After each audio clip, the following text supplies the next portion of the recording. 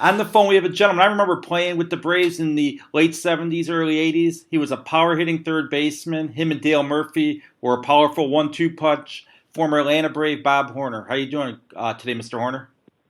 I'm doing wonderful, thank you. I remember you playing with the Braves back then, and you and Dale Murphy. I mean, I don't think there was any better 1-2 punch in the National League at that time. Well, I mean, there were some pretty good, hitters and long ball hitters. The Schmidts and the Stargels and the Says and so there were a number of them out there. Yeah, for sure. I see that you were born in Kansas but grew up in Arizona. Was ASU your first choice for college? Well, I was born in Kansas. My folks moved away when I was very young, a couple of months old. So I am born there and from there, but I kind of grew up in Southern California in the Orange County area. And ASU was just literally across the street, meaning across town. I lived in Glendale, and ASU was in Tempe, and they were the best college baseball team in the country at the time, and it just seemed like a perfect fit for my folks to see the games and whatnot. So it worked out great. I mean, ASU. I mean, back in the day, you had Rick Monday, Reggie Jackson, and then around the time you played, a little before, Bump Wills, Floyd Bannister. It seemed like you had a virtual all-star team there. Yeah, I mean, that's the bounty of being a very good team. Is that you recruit well, and not to say that sometimes when you recruit the players don't turn out like you'd like, but we had the one of the top 2 or 3 programs in the country, so we got our pick, if so to speak, of the players out there. What was your college coach like? Well, Coach Brock was my coach when I was there. He took over for Bobby Winkles, who left for the professional baseball. And Coach Brock was a hard-nosed guy. I mean, he was, he demanded perfection and expected perfection. And, kids in that era, they needed that, because that was kind of the beginning of a lot of bad things that have gone on. Not that they haven't been here for years, drugs and, all the different things that are out there. And so, you kind of need, in my opinion, somebody like that to kind of keep you on the straight and narrow. You weren't a prototypical second baseman, though. I mean, you were hitting 58 home runs, which was a then record. Usually you think of a second baseman as a fielder, not a power hitter. Well, I came out of Apollo High School on the west side, and when I was signed and went out on the field, we had an established shortstop at the time, Maddox, and then Mike Henderson, and the need at the time was for a second baseman. So, shortstop was pretty full, and so they took a shot at me at second base, and so I played my freshman year at second, and then, my freshman year at shortstop, actually. And then my sophomore year, I played second base, the year we won the national championship. And then my junior year, I actually played third base. So I covered all the middle infield, in 3 years. What was it like winning that national championship? Well, as a young kid, there's nothing like it. I mean, it's hard to, it's kind of really hard to put into words. I mean, you, just like every other, student athlete, you put in your blood and guts on the field, and more often than not, it doesn't work out where you get that far. And for us, it was a dream, and a dream come true, and I wouldn't trade it for anything in the world. And you didn't have a bad series either, being named the MVP. No, I mean, just everything has to come together. I don't care how good of a team you have, or how good of a coach you have, or coaches you have. It's just got to all come together at the right time, and it did for us. What was the key to your guys' success? Oh, I just think we were a team more than anything else.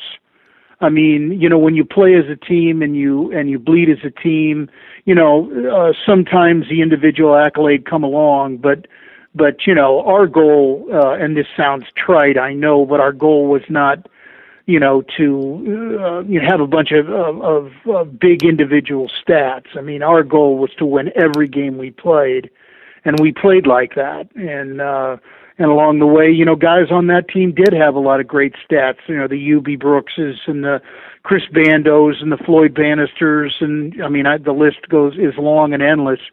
But along the way, guys have great stats, but that's just part and parcel to winning.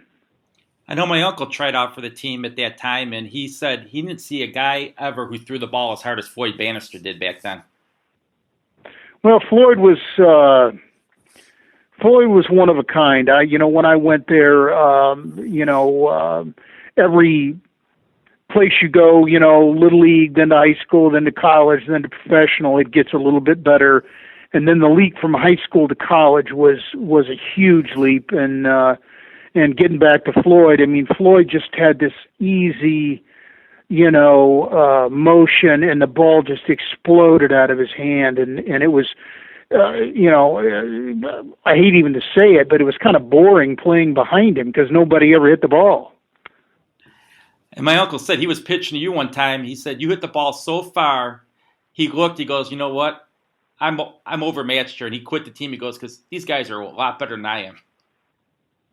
Well, I think it's a product of what you come from and the expectations on the kids. In that situation, you either flourish or you wither, you either make up your mind that this is something that you want to do. And even if you do that, that's no guarantee. But you got to just kind of, cinch up your belt and realize that, hey, this is what it's going to be. And then just make hay. When you got drafted by Atlanta with the first pick in the draft, did you see it coming? Oh, I think, as a player, I didn't worry about stuff like that. And again, this all sounds, canned, but it is true. You really don't think about it. I was playing, I had a job to do on the field, and my teammates depended upon them on me as I depended upon them. And, all this other stuff, it's just a part of the process. And, people had said, hey, Atlanta's looking at you, or the, Mets are looking at you, or whoever. And, that's great. That's wonderful. But, you will deal with that when the time comes. At least you were smart enough not to play football at ASU for Frank Kush back then. Well, they did actually have some very good football teams, and Frank was a hell of a coach. My sport was baseball. There was no question about it. I played all the rest of these sports and enjoyed them all, but you kind of figure out real quick where your talents lie. So Frank didn't try to grab you and say, I want to make you a football player, running back, or halfback? No, he was a smart man. You were smart not getting that bull ring because those players, they hated it. The Curly Culps and Reggie Jackson walked off the team. He couldn't handle the pressure. Well, again, there's such high standards not only at ASU but of all these schools, and then that expectation spills over onto the kids. And sometimes we wonder, if it's too much. But let's face it, there is no minor league in football. The minor league in football is college, and these kids are stepping right off the college campus and being expected to do, all-star performances every night. So there is a lot of pressure, and you just have to deal with it. When the Braves drafted you, did you know you were going to skip the minor leagues and go right up to the big club? No, that was kind of a last-minute thing. The Braves at the time were not doing very well, and they were about halfway through their season, and I was done with mine, and and the suggestion was made, well, why don't throw him out there and see what happens. At the time they had nothing to lose. And what the worst thing that could happen is I didn't do very good, and they just put me on a bus and send me back to AA or something. So there was really no risk, on their part, and no real risk on my part. I'm just going to go out and do the best I can, and it just all worked out. That first game, when you hit that home run off Bert Blyleven, did you think to yourself, you know what, this is just like playing in the ASU in college? Well, it calms you down. You certainly know you're not in college anymore. I mean, that's, the college thing is over and done with. When you step out in that cathedral and there's 50, 60, 70,000 seats in these stadiums, I mean, you realize real quick that you're not in Kansas anymore. And yeah, I think that just helped to just calm me down and just, realize that, good things, if you're patient, good things will happen. And it was just kind of everything was just moving so fast at the time. It's just kind of a way of just kind of calming down. And then, I mean, you played, 2/3 of a season, you get the Rookie of the Year. You must have thought to yourself, you know what, if I could keep this going, I could be one of the all-time greats. Well, you always want to perform at the highest level you possibly can. And, certainly when you're young, you have stars in your eyes and you envision all these wonderful things happening to you. And, and they did. I mean, I certainly would have liked to have played longer. I certainly would have liked to have put up, playing longer means better stats and whatnot. But, you're dealt a hand and you play it the best you can. And I wouldn't trade 1 second of life in the big leagues with the Braves and the Cardinals and whatnot. I wouldn't trade 1 second of it. What was it like when Bobby Cox took over as manager? Well, see, Coxie was my manager when I got there. Bobby was my manager when I got to Atlanta. He was our manager 78, 9, and 80 and 81, and then Joe Torre came in after that. So Bobby was my first manager, my first 3.5 years in the big leagues. Did you see his true genius when he was managing you? Oh, you of course. I mean, you saw sparks of brilliance all over the place, but he was like us. I mean, you kind of learn as you go, and the longer you do it, the smarter you get. And Bobby turned out to be one of the all-time greats. So, I think even he would tell you that it's a learning process, and he learned as he went, just as we learned as we went. So.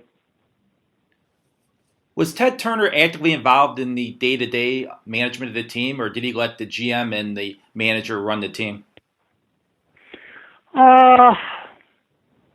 Let's put it this way, you saw a lot more of Ted back then than you would ever, if he showed up a whole bunch my first 3 or 4 or 5 years, and then I think at that point he realized there's a lot of people out there that can do this and have a genius for this, and that I need to let them do it.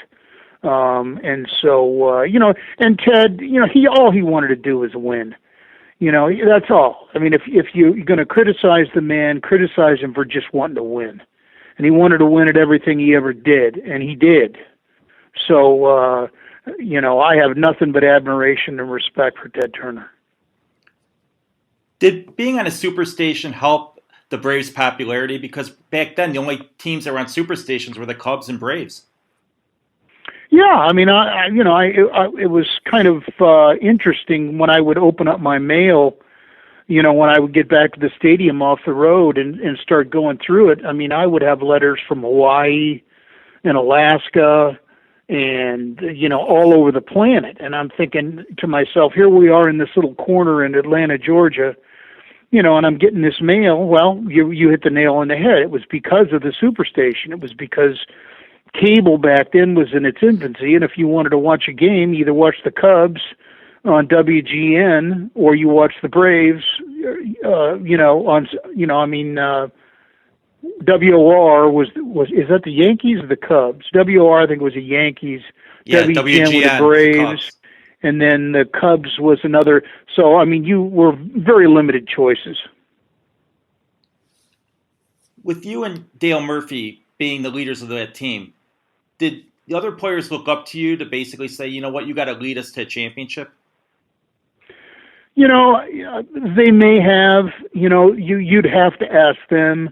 You know, I know Dale, very well, and you know, Dale was, like me, meaning that you know, there's really nothing you can say. You lead by example, or try to anyway, and you know, all the rah-rah speeches and stuff. There's a place and a time for those, but day in and day out, it's just, you know, you bust your butt, and you hope some of that rubs off, and some of it rubs off on you as well.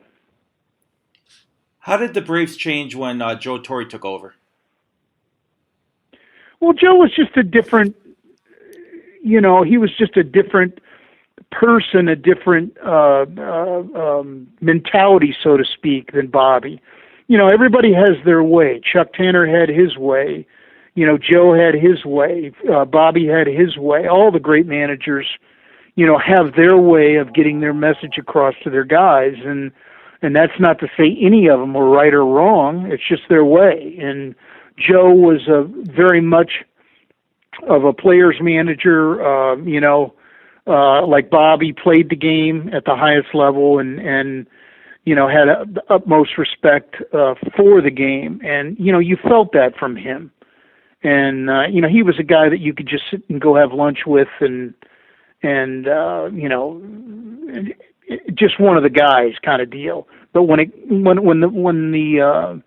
got in a field, that changed a little bit. But Joe was a good guy. He's still a good friend, and he deserves everything he gets. I remember when the Braves would play the Cubs, we had Cubs season tickets, and we were right along where the pitchers warmed up.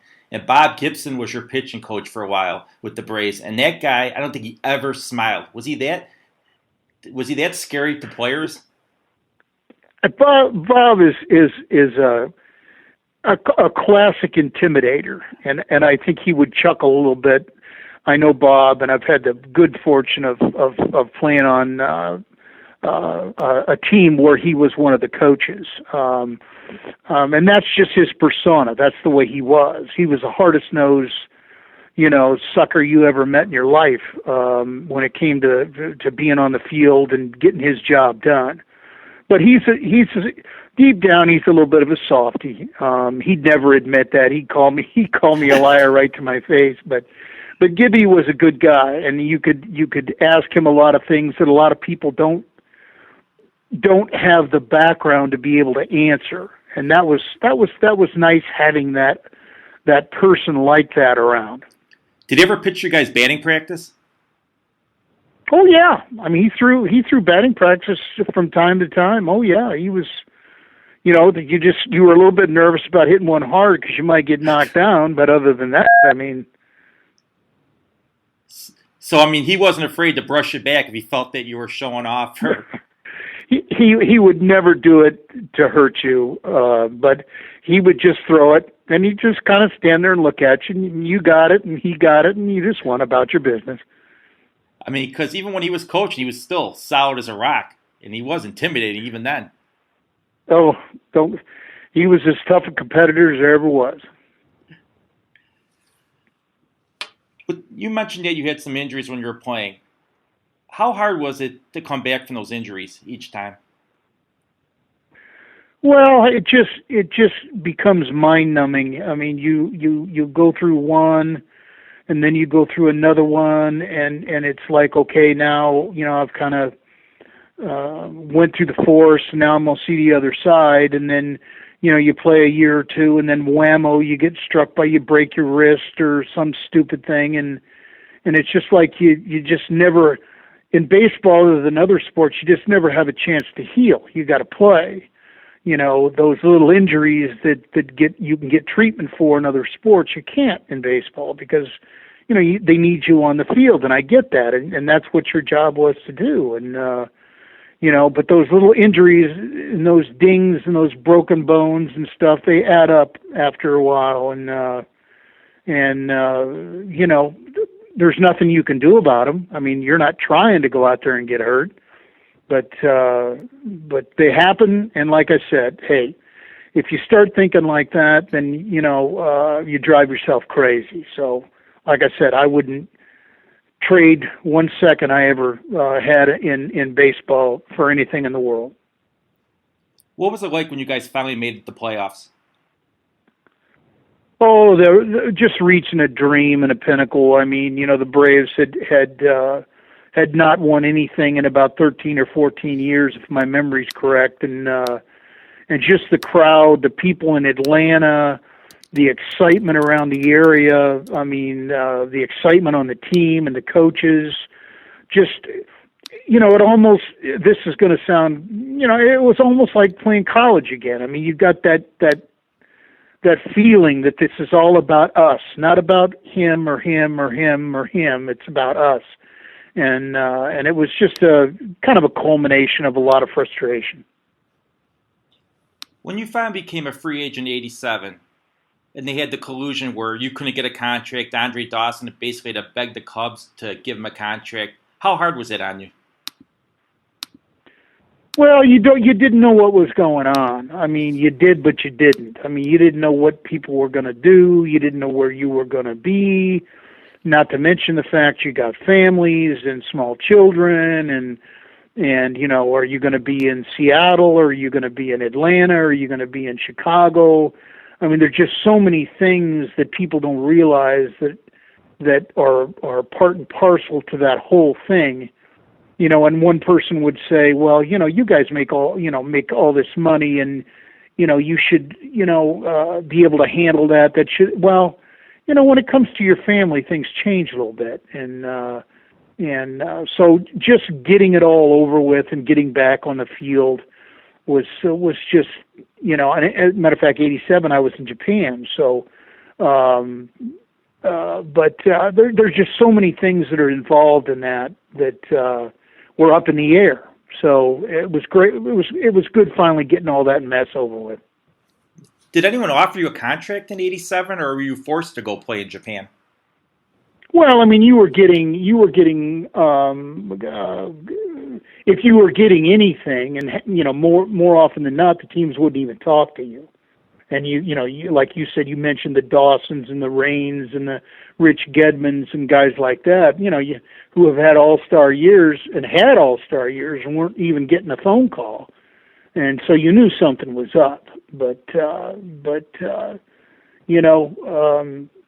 Yes, very frustrating. And the contracts you were getting offered were like next to nothing. I mean, just basically just come show up and see if you make the team kind of contract. So, and then Japan came along, and that was that.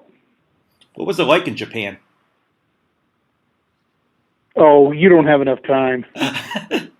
Was it kind of like the movie with Tom? You don't have any idea.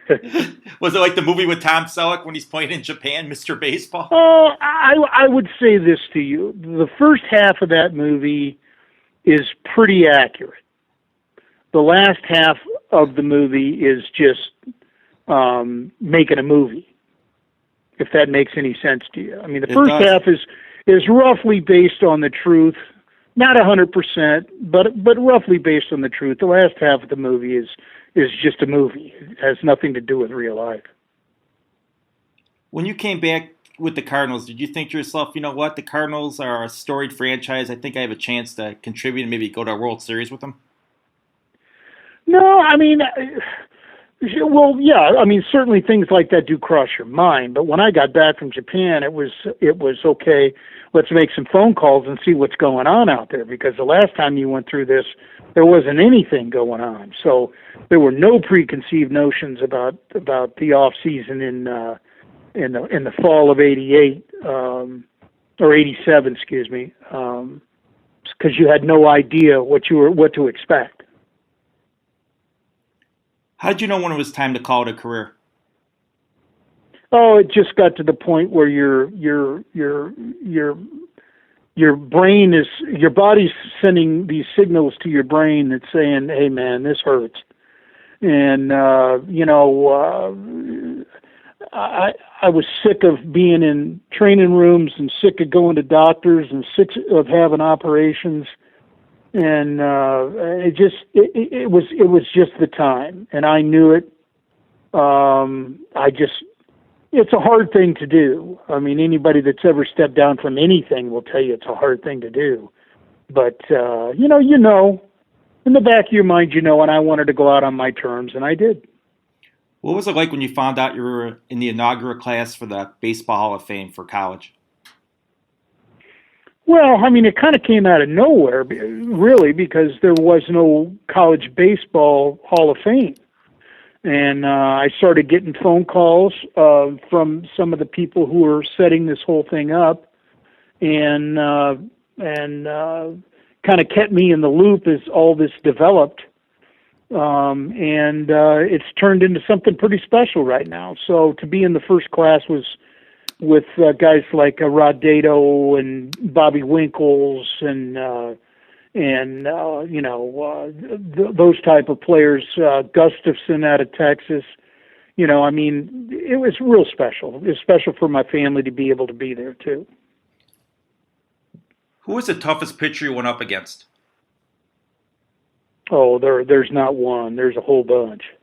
I mean, any of these guys are great pitchers. The Carltons and the Seavers and the, Gibsons and the, I mean, they're incredible talents. And when they're on their game, they're very, very difficult to hit. And so any one of those guys, J.R. Richard out of Houston comes to mind. When they're on their game, they're tough. I mean, and every one of them, I mean, they didn't play that long and win all those games because they were, so-so pitchers. So any one of those guys, and that's leaving out a whole bunch, could be as difficult as the next guy if they're on. What do you think your best game was ever? Well, personally, it would be the 4 home run game. Team-wise, it was finally clinching 82 and winning the National League West. When you hit those 4 home runs in that game, was there something that was different in that game than any others, or was it just sheer luck? I mean, there was nothing different. It was just a hot, sticky Sunday afternoon, and I mean, you have no idea that something like that's going to happen to you. So to say that you did, it would be a lie. It just, looking for the right pitches in the right spots and getting them and then hitting them. So, I mean, it's a lot of it's luck.